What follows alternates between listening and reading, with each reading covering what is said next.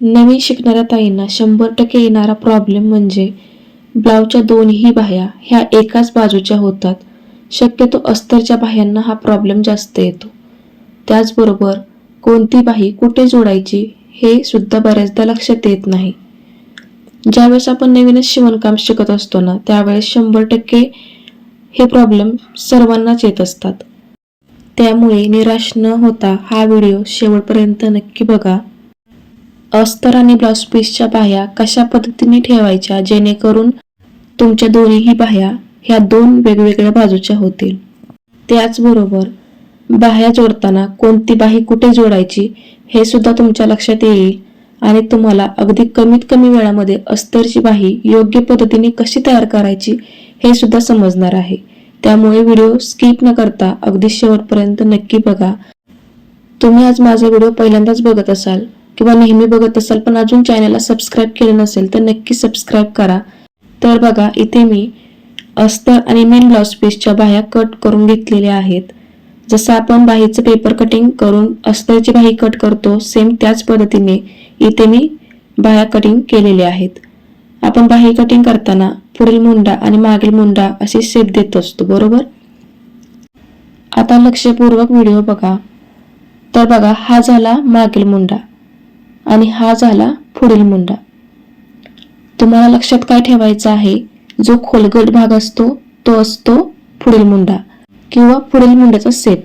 तुम्ही असं लिहून पण ठेवू शकता. इथे मी एफ असं लिहिते म्हणजे हा पुढील मुंड्याचा शेप आहे.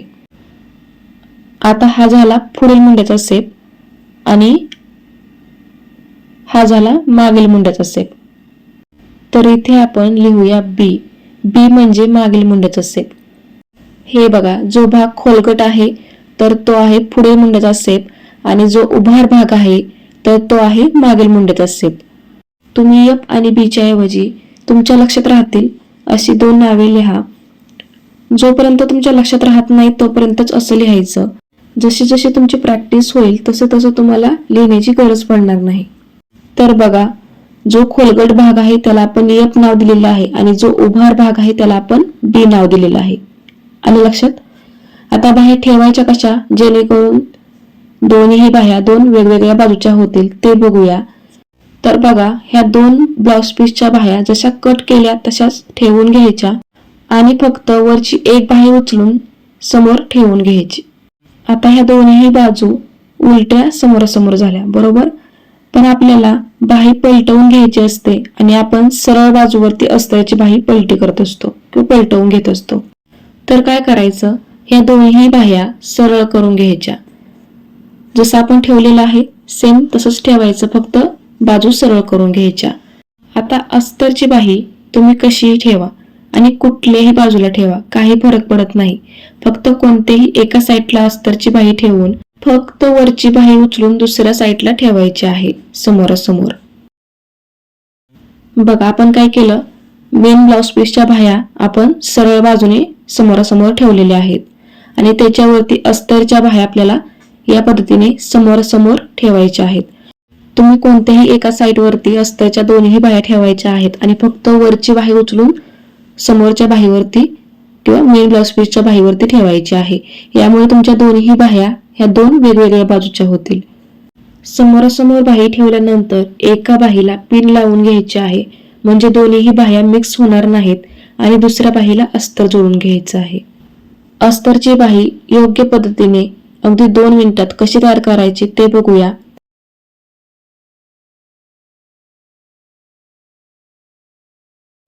पहिल्यांदा काय करायचं, खालच्या साईडने 5 इंचावरती टिप मारून घ्यायची.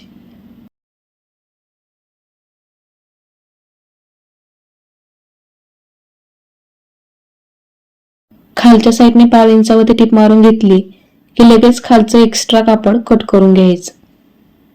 आता बाही ओपन करून दाबटीप मारायची आहे. हे जे 5 इंच मार्जिन आहे ते अस्तरच्या साईडला करून वरून दाबटीप द्यायची आहे.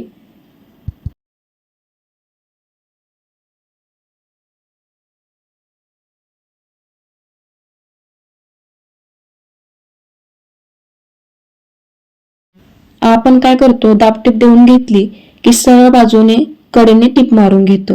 तेही बरोबरच आहे, पण टीप मारून घ्या, मग धागा कट करा आणि नंतर अस्तर जोडून घ्या. यामध्ये टाइम सुद्धा जातो, बरोबर. तर काय करायचं, सरळ बाजूने टीप न मारता उलट्या साईडने किंवा खालच्या साईडने टीप मारायची आहे. त्या अगोदर बोटाने असं प्रेस करून घ्यायचं आणि अगदी कडेने टीप मारून घ्यायची. त्याचबरोबर अस्तर सुद्धा लगेच जोडून घ्यायचं.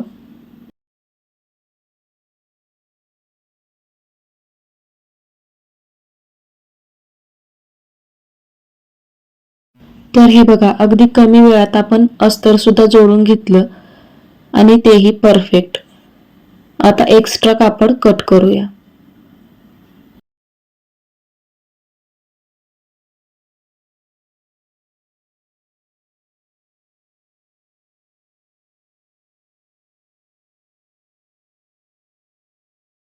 तर बघा, बाहीचा हा खोलगट भाग म्हणजे पुढील मुंडा आणि हा उभार भाग म्हणजे मागील मुंडा.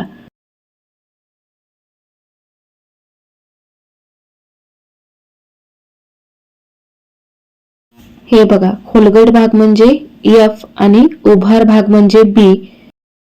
एका बाहीला अस्तर जोडून घेतलेला आहे. आता दुसऱ्या बाहीला अस्तर जोडून घेऊया.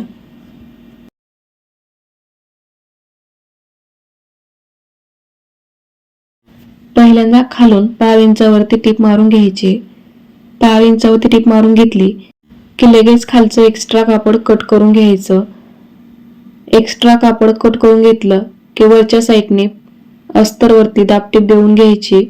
दाबटीप देऊन घेतली की लगेच अस्तर आतल्या साईडला करून या पद्धतीने प्रेस करायचं आणि खालच्या साईडने अगदी कडेने टीप मारून घ्यायची. त्याचबरोबर अस्तर सुद्धा जोडून घ्यायचं आहे.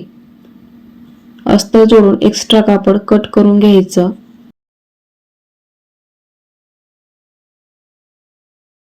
तर हे बघा, दुसऱ्या बाहीला सुद्धा अस्तर जोडून घेतलेलं आहे. बाहीचा हा खोलगट भाग म्हणजे पुढील मुंड्याचा सेप आणि हा उभार भाग म्हणजे मागील मुंड्याचा सेप. आपण ह्या बाहीवरती पण लिहून ठेवूया, म्हणजे बाही जोडताना लक्षात येईल.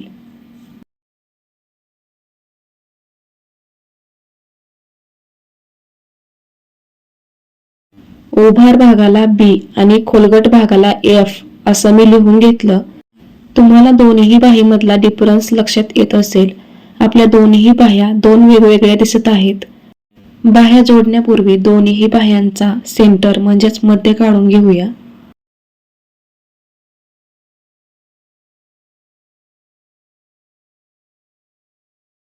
आता कोणती बाही कुठे आणि कशी जोडायची ते बघूया.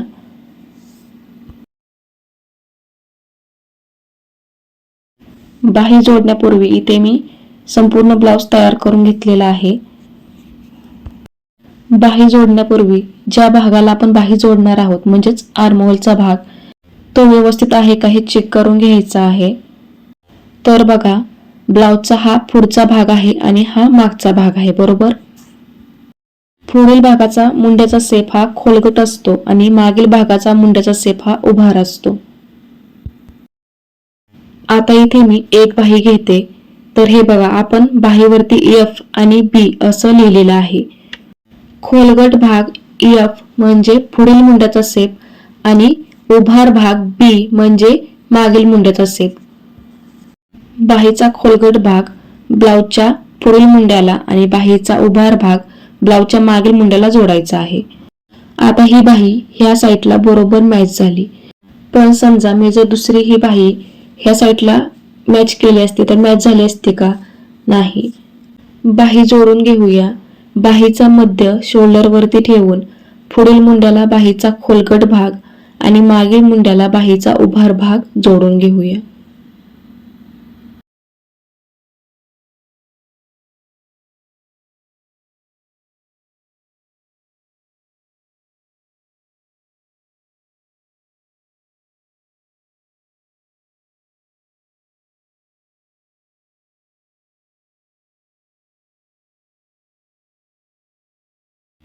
तर बघा, एका साईडची बाही जोडून घेतलेली आहे.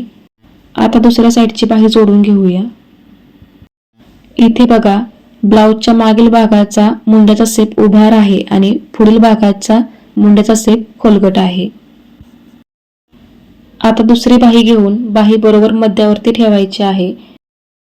तर बघा, ह्या बाहीचा खोलगट भाग बरोबर पुढील मुंड्याला आणि उभार भाग मागील मुंड्याला येतोय, म्हणजे ही सुद्धा बाही आपली परफेक्ट आलेली आहे.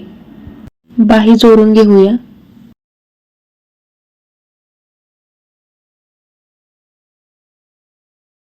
तर बघा, दोन्ही बाह्या दोन वेगवेगळ्या बाजूच्या येण्यासाठी बाह्या कशा पद्धतीने ठेवल्या पाहिजेत, कोणता भाग कुठे आणि कसा जोडायचा, अस्तरची बाही अगदी कमी वेळात कशी तयार करायची, हे अगदी डिटेलमध्ये तुम्हाला समजावून सांगितलेलं आहे.